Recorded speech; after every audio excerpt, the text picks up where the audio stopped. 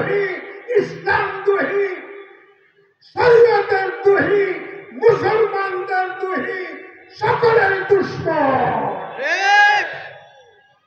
বন্ধুরা আমার, বিগত 54 বছর পর্যন্ত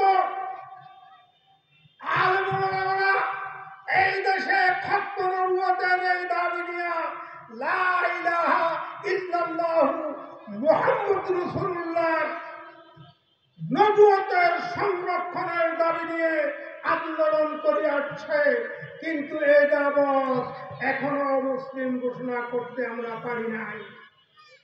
অত্যন্ত দুঃখের সাথে বলতে হয়, কেউ কেউ সংসদের মধ্যে 18-19 জন সদস্য ছিল, তারা পর্যন্ত সংসদে এই বিলটা উপস্থাপন করেন নাই। আমরা তাদেরকে এবং বিগত যত সরকার ছিল কেউ এই সংসদে এই দাবি উপস্থাপন করেন নাই। এখন সংসদ নাই, অন্তর্বর্তীকালীন সরকার আছে। এদেশের ওলামায়ে-কেরাম তারা রক্ত দিয়েছে, 21-এ দিয়েছে, 24-এ দিয়েছে আল্লাহ রাসূলের মসনদ রক্ষার জন্য। আর রক্ত দিব না, আর রক্ত দিব না। এবার দাবি উসুল করবে ইনশাআল্লাহ।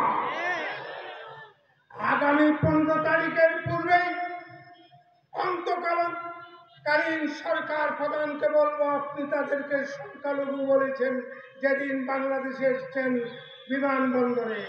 আমাদেরও বেশি দাবি না, তারা সংখ্যালঘু।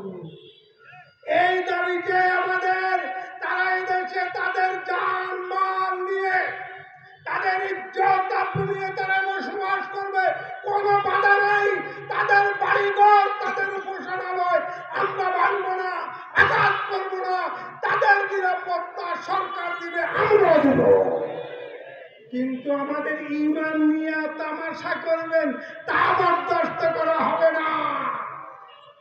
বিগত জোট সরকার যখন ক্ষমতা ছিল 2060 সালে তাদের বই পুস্তক এই মাসের 4 তারিখে 6 নভেম্বর 2060 সালে তাদের সকল বই পুস্তক বাজেয়াপ্ত করেছিল জোট সরকার।